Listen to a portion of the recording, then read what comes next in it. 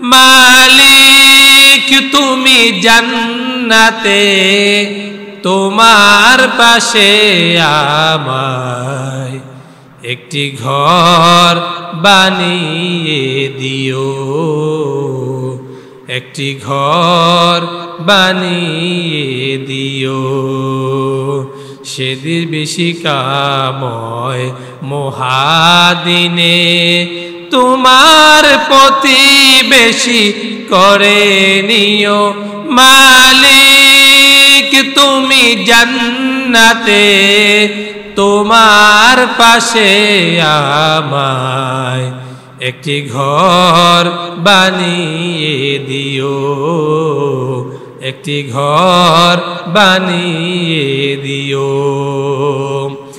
আলহামদুলিল্লাহ, রব্বে কারীমের দরবারে লাখ কোটি শুকরিয়া আদায় করি যে মহান আল্লাহ সুবহানাহু ওয়া তাআলা আমাদেরকে দয়া করে মায়া করে আল্লাহর ঘর মসজিদে আসার বসার তৌফিক দান করলেন। সেই মহান মালিকের দেওয়া জবানটুকু ব্যবহার করে আল্লাহ সুবহানাহু ওয়া তাআলার শিখানো ভাষায় রব্বে কারীমের দরবারে শুকরগুজার করছি। সকলে ফুরসি আলহামদুলিল্লাহ। দুরূদ সালাম পেশ করছি মানবতার মুক্তির প্রেরিত রাসূল সাইয়্যিদুল মুরসালিন আশরাফুল আম্বিয়া আফতাব নবুওয়াত নূর রিসালাত শাহেনশাহ মদিনা মুহাম্মাদুর রাসূলুল্লাহ। সকলে ফুরসি সাল্লাল্লাহু আলাইহি ওয়াসাল্লাম। আত্মার মাগফিরাত কামনা করছি যারা দ্বীনের জন্য, ইসলামের জন্য, কোরআনের জন্য পৃথিবীর বিভিন্ন প্রান্তে বিভিন্ন সময় নিজের জীবনকে বিলীন করে দিয়ে কবরের জগতে চলে গেছে। দোয়া করছি মুনি প্রত্যেকের কবরটাকে নূরে মুনাওয়ার বানিয়ে দাও। সকলে বলি আমিন। প্রিয় সুধী, আমরা যারা আগে আগে মসজিদের মধ্যে উপস্থিত হতে পেরেছি, আল্লাহ তাআলা আমাদের আমল নামায় একটি কোরবানির সওয়াব উত্তোলন করে দিয়েছে, বলে আলহামদুলিল্লাহ। কিন্তু যারা মসজিদের মধ্যে পরে আসবে তাদের জন্য এই সওয়াব আর আশা করা যায় না। এই জন্য মসজিদের সাথে হৃদয়টা ঝুলে থাকা এটা ঈমানদারের লক্ষণ। কিসের লক্ষণ? ঈমানদারের লক্ষণ। দিন যত চলে যাচ্ছে পৃথিবীর মধ্যে পাপের সংখ্যা দিন দিন বৃদ্ধি পাচ্ছে, আর দিন যত পিছনে যাব তত দেখা যাইত মানুষের ঈমানটা তরুতাজা ছিল, ঈমানের একটা হালত ছিল। আর দিন যত সামনে যাচ্ছে অপরাধের সংখ্যা কমছে না বাড়ছে? বাড়ছে। এই জন্য যারা নবী দেখেছে তাদের ঈমান ছিল সবচাইতে বড় দামি। রাসূল বলেছেন, খায়রুল কুরুনি করনি সুম্মাল্লাযিনা ইয়ালুনাহুম। খায়রুল কুরুনি করনি, আমার যুগ হচ্ছে শ্রেষ্ঠ যুগ। মুহাম্মদুর রাসূলুল্লাহ সাল্লাল্লাহু আলাইহি সাল্লাম যে সমাজের মধ্যে, যে রাষ্ট্রের মধ্যে তিনি প্রতিনিধিত্ব করেছেন সেটা ছিল শ্রেষ্ঠ। বলি সুবহানাল্লাহ। শুধু তাই নয়, বনি ইসরাইলের নবী হযরত মূসা আলাইহিস সালাতু ওয়াস সালাম, তার ভাই হারুন আলাইহিস সালাতু ওয়াস সালাম, তারা আল্লাহ তাআলা তাওহীদের দাওয়াত দিয়েছেন, একাত্মবাদের ঘোষণা দিয়েছেন। তাদেরকেও যারা দেখেছে তাদেরও ঈমান অনেক মজবুত ছিল। যেমনি করে হযরত মূসা আলাইহিস সালাতু ওয়াস সালামের সময় একজন স্বৈর শাসক ছিলেন যার নাম ছিল ফেরাউন। সে নিজেকে খোদা দাবি করেছে, রব দাবি করেছে, মালিক দাবি করেছে, প্রভু দাবি করেছে। কিন্তু তার স্ত্রী ছিল হযরত আসিয়া, তিনি তার প্রতি ঈমান আনয়ন করে নাই।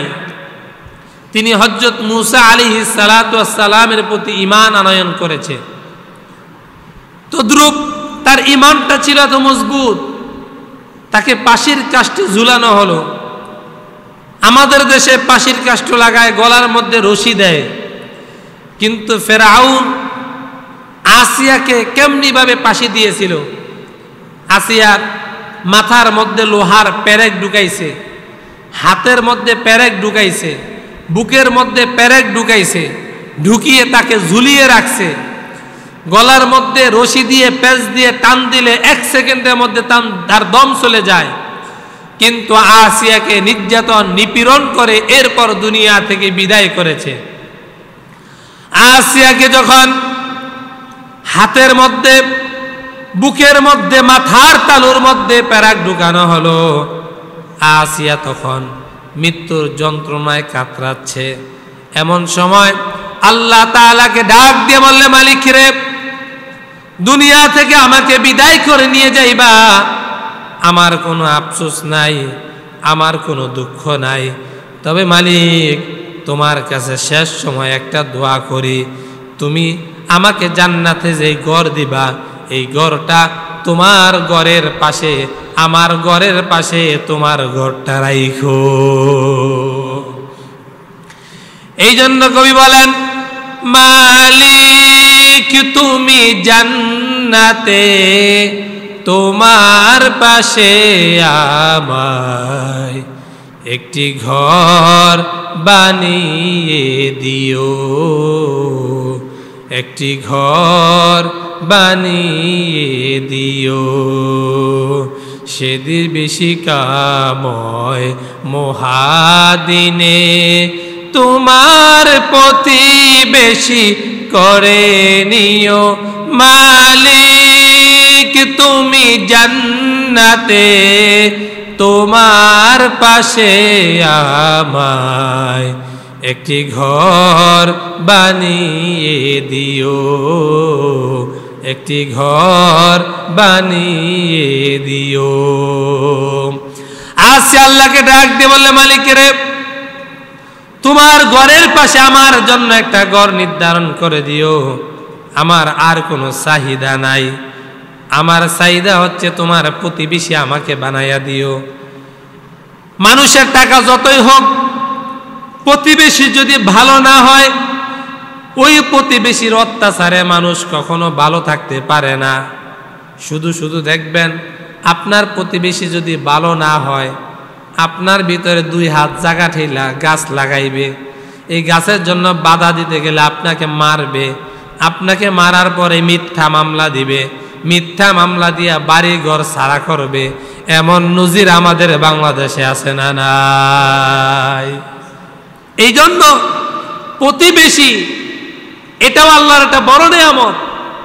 এই জন্য আসিয়া আল্লাহর কাছে চাইছে, আল্লাহ আমার প্রতিবেশী আসলে ফেরাউন, একই বিছানায় শুইছি, কিন্তু এই ফেরাউন দ্বারা আমার শুধুমাত্র কষ্টই হয়েছে, আমার আরাম আয়েশের জায়গার কখনোই হয় না। আল্লাহ আমি এমন একটা প্রতিবেশী চাই, আমি তোমার কাছাকাছি থাকতে চাই, তোমার বাড়ির পাশে, তোমার ঘরের পাশে আমার জন্য একটা ঘর নির্ধারণ করে দিল। সুবহানাল্লাহ বলবেন না? রাসূলুল্লাহর কাছে একদিন দুইজন ফেরেশতা এসে বলল, আল্লাহর নবী, ওগো সরদার, আল্লাহ তাআলা আপনার জন্য দুইজন স্ত্রী জান্নাতের মধ্যে বরাদ্দ করে রেখে দিয়েছেন। হযরতে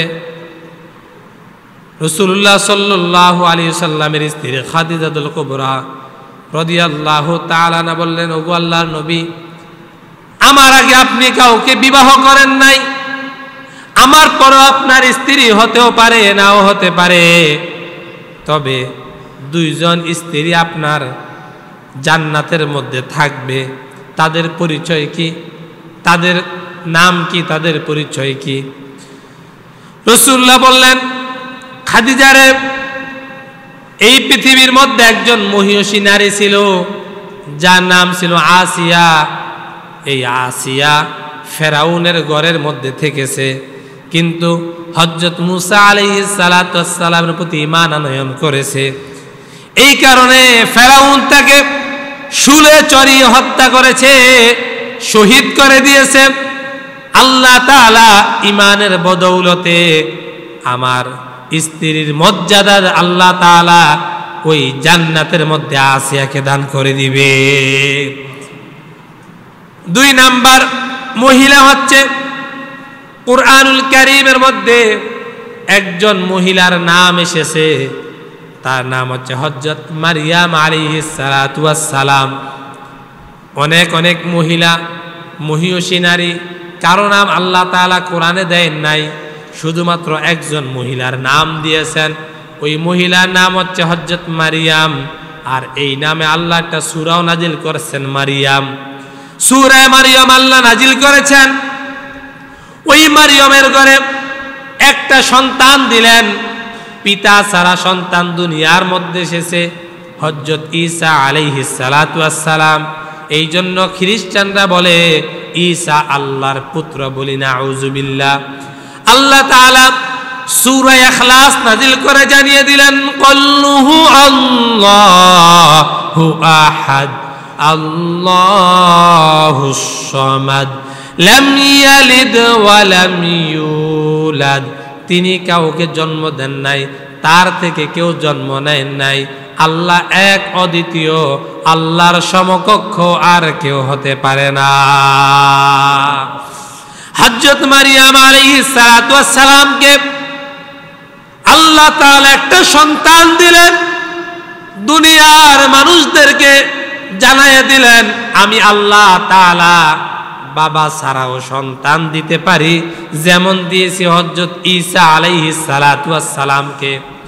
আবার আল্লাহ জানিয়ে দিলেন, আমি বাবা ছাড়া মা ছাড়া সন্তান দিতে পারি, যেমনি করে দিয়েছেন আদম আলাইহিস সালাতু ওয়াস সালাম, মা হাওয়া আলাইহিস সালাতু ওয়াস সালাম।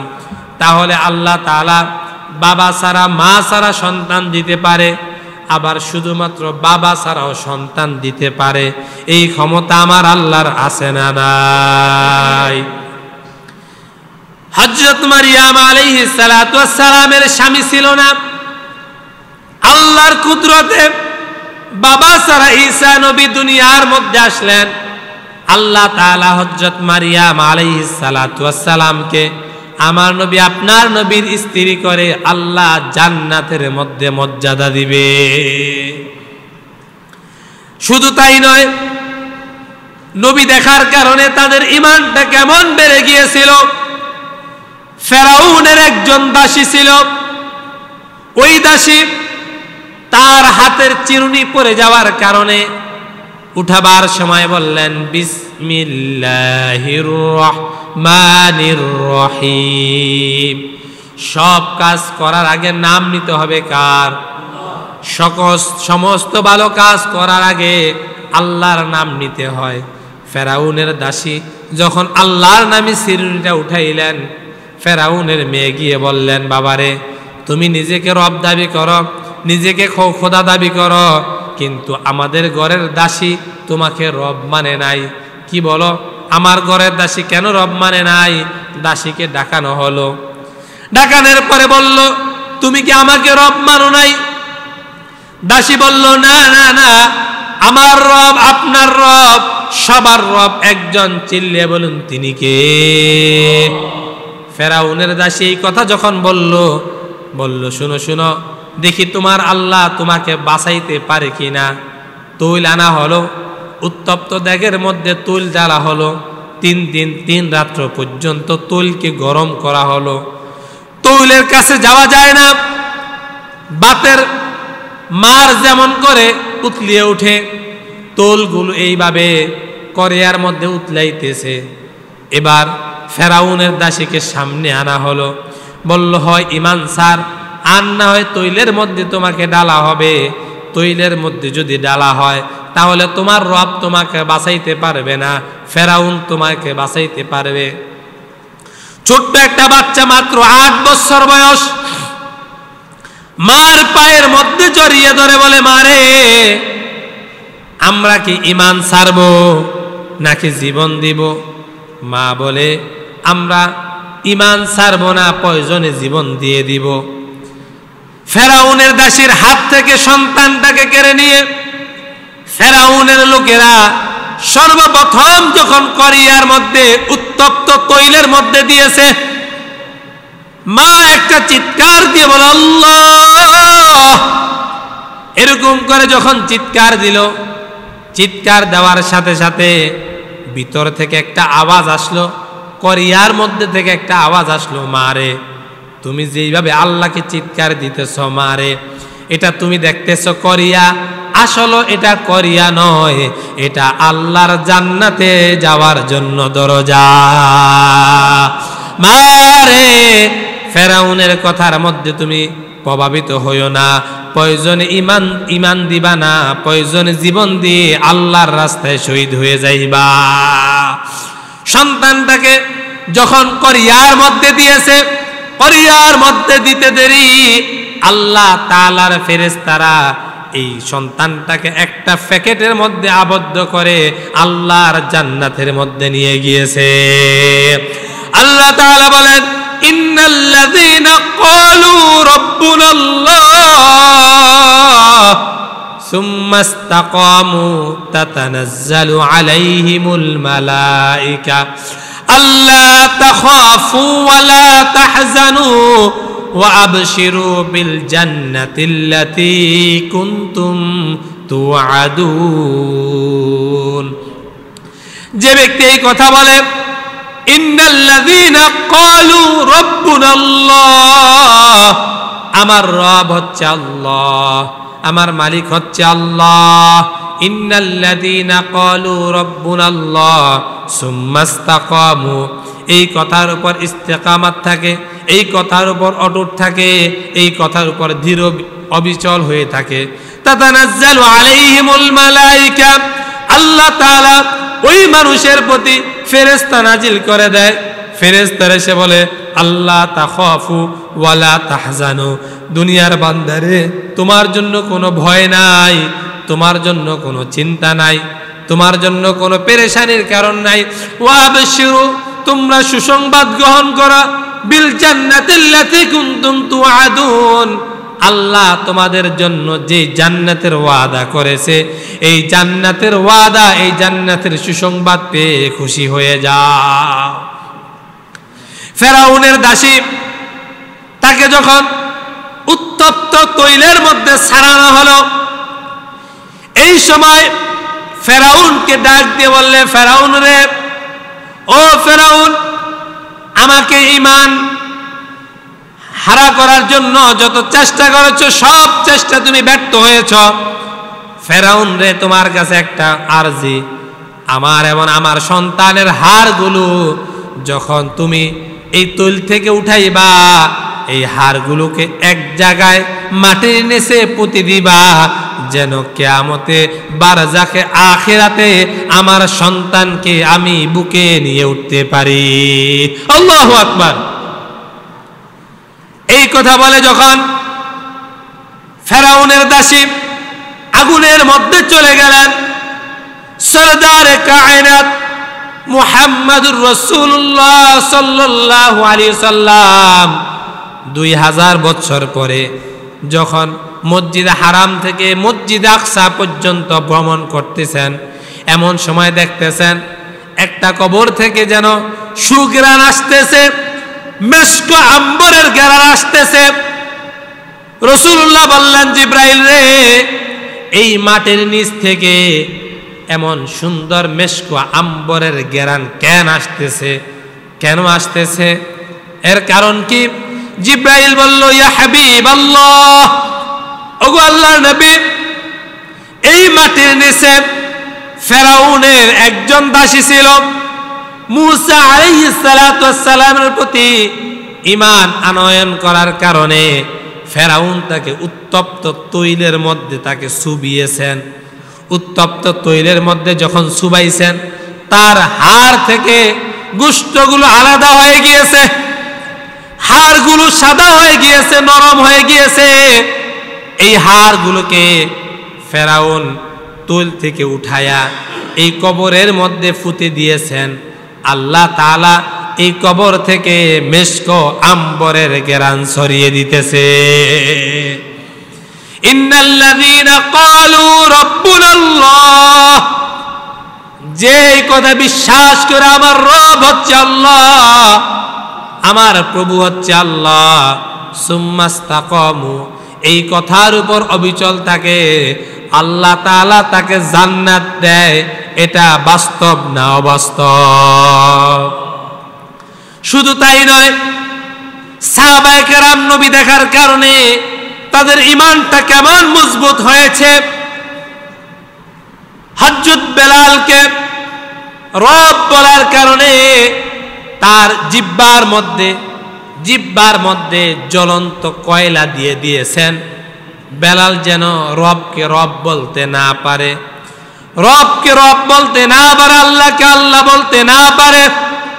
হযরত বেলালের জিহ্বার মধ্যে কয়লা দিয়ে যখন সেক দেওয়া হলো, এবার বেলাল আকাশের দিকে শাহাদাত আঙ্গুলটা উঠাইয়া বলতেছে আহাদ আহাদ, কুল্লুহু আল্লাহু আহাদ, আল্লাহ হচ্ছে এক অদ্বিতীয়, তার সাথে কাউকে আমি শরীক করি না।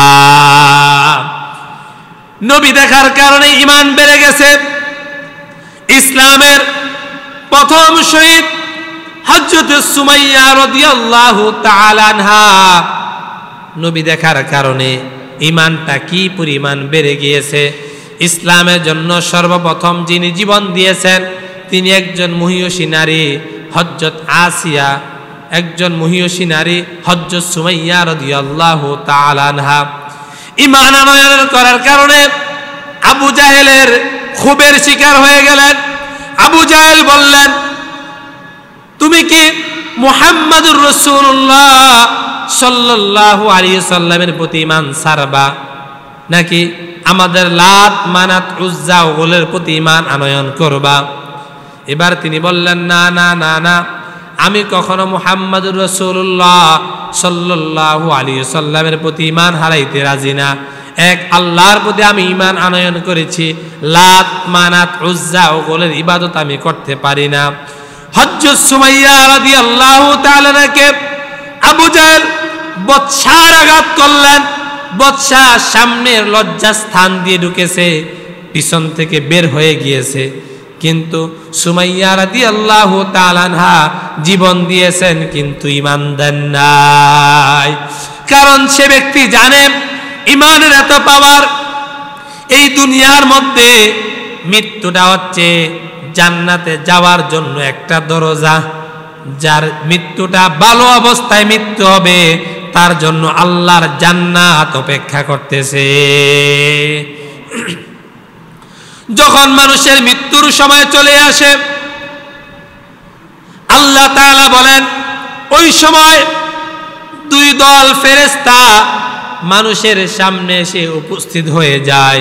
ওয়ান্নাজিআতি গরকা ওয়ান্নাজিআতি গরকা ওয়ান্নাশিতাতি নাশতা। দুই দল ফেরেশতা চলে আসে।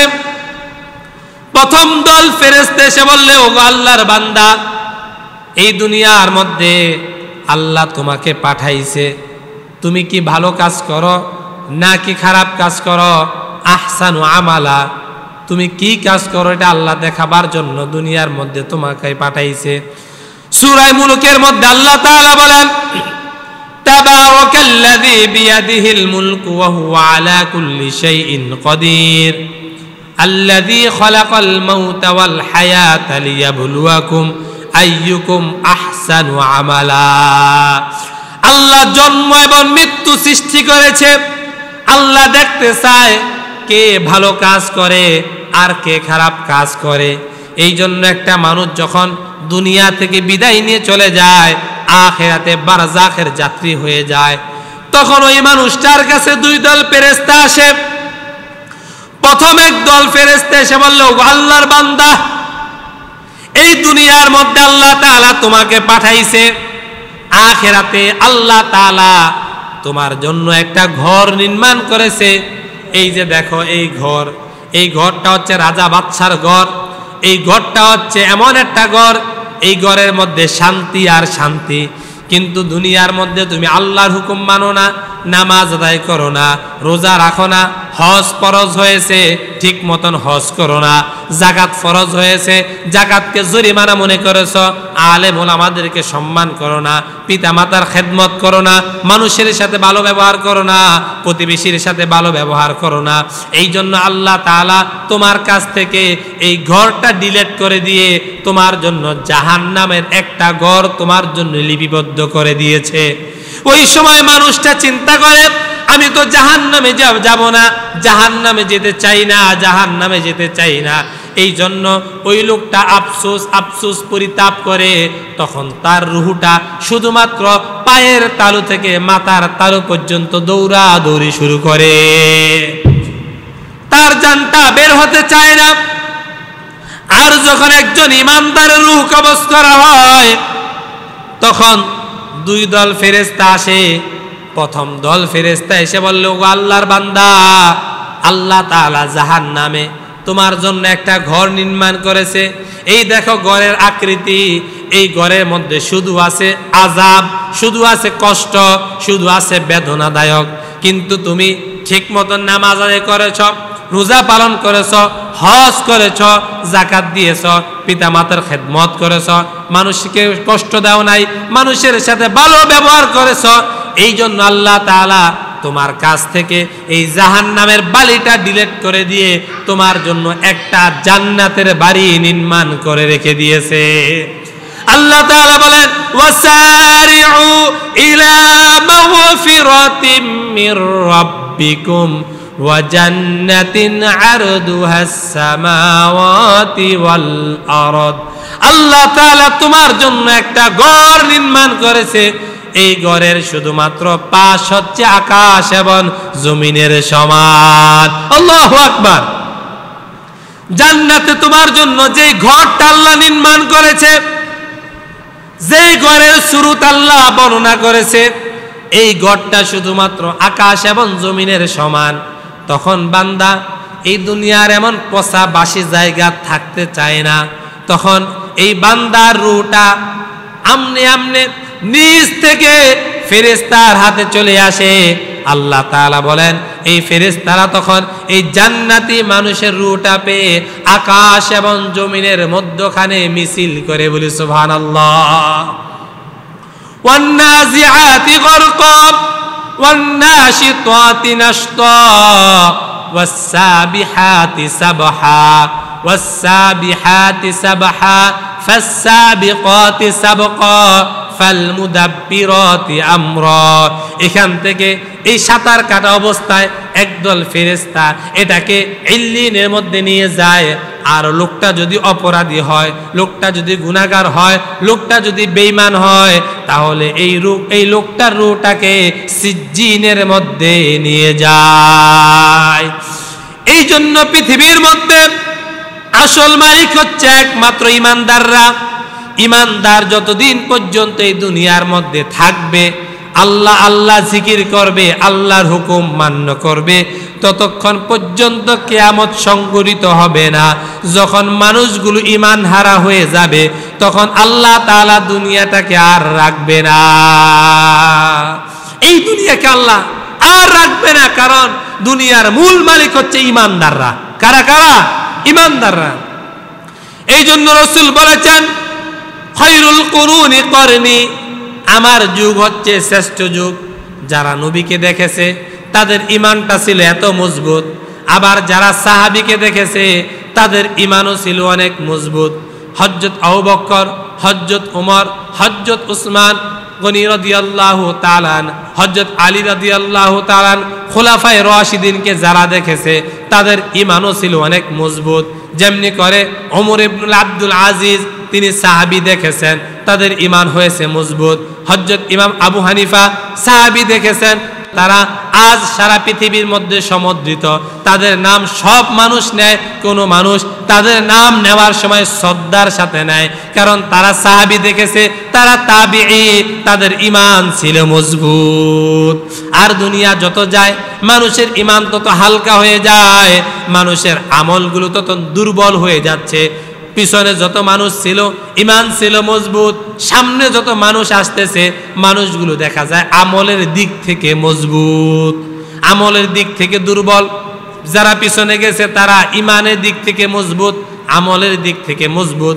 সামনে যারা আসতেছে তারা ঈমানের দিক থেকে দুর্বল, আমলের দিক থেকেও দুর্বল।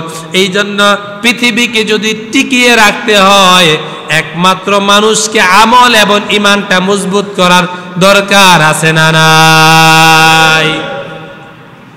আজ দেখা যায় আমরা নিজেরা ওইভাবে আমল করতে চাই না। ফজরের সময় 2-4-5 জন, জোহরের সময় 2-4-15 জন। এরপরে আসরের সময় আবার মসজিদ খালি, মাগরিবের সময় একটু বেশি, এশার সময় আবার খুঁজে পাওয়া যায় না। রাসূল বলেছেন মুনাফিকদের কাছে 2 ওয়াক্ত নামাজ সবচেয়ে বেশি কঠিন হবে। কয় ওয়াক্ত? 2 ওয়াক্ত। একটা হচ্ছে ফজরের সময় আর একটা হচ্ছে এশার সময়। এই 2 সময় মানুষগুলো বেশি অবহেলা করে। ফজরের সময় ঘুমের মধ্যে কাটাইয়া দেয়, এশার সময় মানুষগুলো আড্ডা, বাজে জিনিস, সিনেমা দেখা, অবৈধ কাজ করার মধ্যে লিপ্ত থাকে। আছে না নাই? বাজার, দোকানপাট এগুলো নিয়ে ব্যস্ত হয়ে যায়। মানুষগুলো ঠিক মতন নামাজ আদায় করতে চায় না।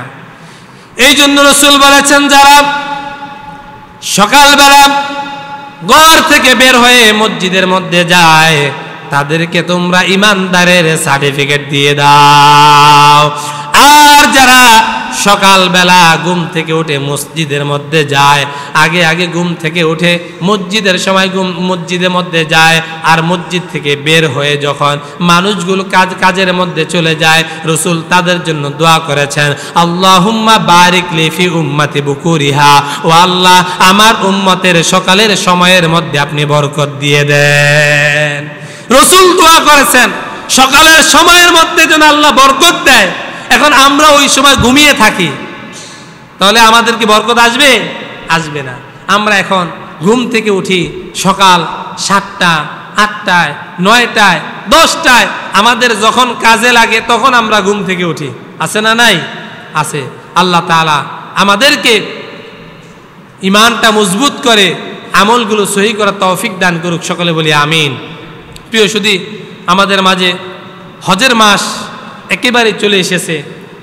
আগামী হয়তোবা মাসের, আজকে তো 2 তারিখ, এর পরের মাসের 6 কিংবা 7 তারিখে আমাদের দেশে ঈদুল আজহা পালিত হবে এবং আরাফার ময়দান আগামী হয়তোবা 5 তারিখ কিংবা 6 তারিখ হতে পারে, চাঁদ দেখা সাপেক্ষে।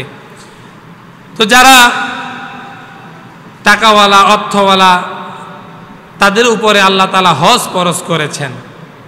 হজের নগদ 2টা লাভ। কয়টা লাভ? হজের নগদ 2টা লাভ। 1 নাম্বার লাভ হচ্ছে যে ব্যক্তি হজ করবে, আল্লাহ তাআলা মায়ের পেটে থেকে তাকে ভূমিষ্ঠ করলে যেরকম মাসুম থাকে, হজ করলে আল্লাহ তাআলা ওই বান্দাকে ওই রকম মাসুম করে দেয়। বলি সুবহানাল্লাহ। 1 নাম্বার জীবনের গুনাহ মাফ। 2 নাম্বার যিনি হজ করবে আল্লাহ তাআলা দুনিয়া থেকে কখনো তাকে না খাওয়ায়া লাঞ্ছিত করে দুনিয়া থেকে নিবে না। দেখবেন আমাদের আশপাশে যারা আছে, সারা জীবন দেখা যায় সন্তানদেরকে লালন পালন করায়, নিজ টাকা, অর্থ, সম্পদ খরচ করে সন্তানদেরকে মানুষ বানায়, যাকাতও দেয় না, হজও করে না। শেষ বয়সে দেখা যায় সব মানুষগুলো বৃদ্ধাশ্রমে সময় অতিবাহিত করতে হয়। এই জন্য যারা হজ করবে আল্লাহ তাদের হজকে কবুল করলে কখনো না খাওয়াইয়া লাঞ্ছিত করে নেবেন না। এই জন্য আল্লাহর কাছে একটা মুমিনের সবচেয়ে বেশি পাওনা হচ্ছে আল্লাহর ঘর বাইতুল্লাহ তাওয়াফ করা। এই বছর আপনাদের দোয়ায় আমি নিয়ত করেছি হজে যাব ইনশাআল্লাহ। হতে পারে এই মাসের মাঝামাঝি সময় আমার ফ্লাইট হতে পারে, এই জন্য আমার জন্য আপনারা খাস করে দোয়া করবেন। আর আমিও আপনাদেরকে খাস করে দোয়া করব আল্লাহ যেন আমার প্রত্যেকটা মুসল্লিকে হজ্জে মাবরুরা বাইতুল্লাহ জিয়ারত করা তৌফিক দান করে। চিল্লে বলেন আমিন। আমরা আজকে একটা হজের গুরুত্বপূর্ণ মাসআলা আমরা আজকে বলবো ইনশাআল্লাহ। যেমন আমরা হজে যাই, হজে যাওয়ার পরে আমরা হজের মধ্যে কুরবানি দেই। হজের মধ্যে কি দেই? কুরবানি দেই। তো হজের মধ্যে যে আমরা কুরবানি দেই, আমরা দম দেই, এই দমের টাকাগুলো অনেকেই ব্যাংকের মাধ্যমে হজের টাকার, এই কোরবানির টাকাটা জমা দিয়ে থাকে। এখন এই ব্যাংকের মাধ্যমে কোরবানির টাকা জমা দিলে আমাদের কোরবানি হবে কিনা? গুরুত্বপূর্ণ একটি প্রশ্ন, ভালো করে বুঝেন। যারা হজে যাবে, হজে যাওয়ার সময় কেউ যদি ব্যাংকের মধ্যে টাকা জমা দিয়ে এরপর হজে যায়, কোরবানির টাকা, কিসের টাকা? কোরবানির টাকা, তাহলে তার হজ হবে কিনা বা কোরবানি হবে কিনা, এটা একটা সেন্সিটিভ ইস্যু। যারা হজে যাবে, হজে যাওয়ার পরে তাদের হজ ভিসা দিয়ে একটা সিম কার্ড নিবে। সিম কার্ড নেওয়ার পরে তিনি কঙ্কর নিক্ষেপ করা হলে এরপর 12 তারিখ সে ব্যক্তি যখন হালাক হবে, মাথা মুন্ডন করবে, এর আগে তার মোবাইলের মধ্যে একটা মেসেজ আসবে। কি আসবে? মেসেজ আসবে। এখন মেসেজ দিল আপনাকে দিনের 10টায়। সব হাজিদের মোবাইলে মেসেজ চলে আসতো দিনের 10টায়, কিন্তু কোরবানি দেওয়া যায় 3 দিন। কয় দিন? 3 দিন। এখন 3 দিনের দিন আপনার কোরবানি কবে হয়েছে এটা তো আপনি জানলেন না, কিন্তু আপনি মাথা মুন্ডন করে ফেললেন, আপনি হালাক হয়ে গেলেন, কিন্তু আপনার কোরবানি হয়েছে কি হয় নাই? কারণ কোরবানি তো দেওয়া যায় 3 দিন। 3 দিন দেওয়া যায় না? 13 তারিখ আসর পর্যন্ত 3 দিন দেওয়া যায়। এখন আপনার কোরবানি কি প্রথম দিন হয়েছে না দ্বিতীয় দিন হয়েছে না তৃতীয় দিন হয়েছে, আপনি বুঝবেন কি করে? এই জন্য আপনি যদি মাথা মুন্ডন করে ফেলেন তাহলে তো আপনি একটা বিপদ আবার ডেকে আনলেন, আপনি ওয়াজিব তরক করলেন। এই জন্য উত্তম হচ্ছে নিজের কোরবানি নিজে দেওয়া, নিজের কোরবানি নিজে দেওয়া। কারণ ওই ব্যাংকের মাধ্যমে টাকা জমা দিয়ে এরপর যদি আপনি কোরবানি করতে যান তাহলে বিপদ থেকেই যায়। কারণ আপনার মোবাইলে মেসেজ আসছে, কিন্তু আপনার কোরবানি হয়েছে কি হয় না, এখনো দিছে কি দেয় নাই। কারণ লাখ লাখ হাজি এর মাধ্যমে যদি ব্যাংকে টাকা দিয়ে থাকে, একই সময় সবগুলো দম দেওয়া সম্ভব? 5 মিনিট করে দিতে হইলেও তো আপনার সময় লাগে একদিন, ঠিক কি না? তো এখন আপনার মোবাইলে মেসেজ আসছে 10টায়, আপনার কোরবানি হয়েছে 2টায়, তাহলে তো আপনি কোরবানি হওয়ার আগে আপনি মাথা মুন্ডন করে ফেললেন, চুল কর্তন করে ফেললেন, তাহলে তো আপনার ওয়াজিব তরক হয়ে গেল। এই জন্য আমাদের জন্য উচিত হচ্ছে ব্যাংকের মাধ্যমে টাকা জমা না দিয়ে নিজেরা কোরবানি করা। অন্যথায় যেই গ্রুপ লিডার থাকবে ওই গ্রুপ লিডারের সাথে পরামর্শ করে একজন প্রতিনিধি নিযুক্ত করে এরপর কোরবানি করে আমাদেরকে ভিডিও পাঠাবে, আমরা দেখব এই যে এটা অমুকের পক্ষ থেকে কোরবানি হয়েছে, এটা আমি দেখলাম, এরপর আমরা মাথা মুন্ডন করে নিলাম। তাহলে এটা হচ্ছে আমাদের জন্য একেবারে সলিড, তাহলে আমাদের কোনো আর বিপদ থাকবে না। আল্লাহ তাআলা আমাদেরকে বুঝার তৌফিক দান করুক। সকলে বলি আমিন। আমা তৌফিক ইল্লা বিল্লাহ। আসসালামু আলাইকুম ওয়া রাহমাতুল্লাহ।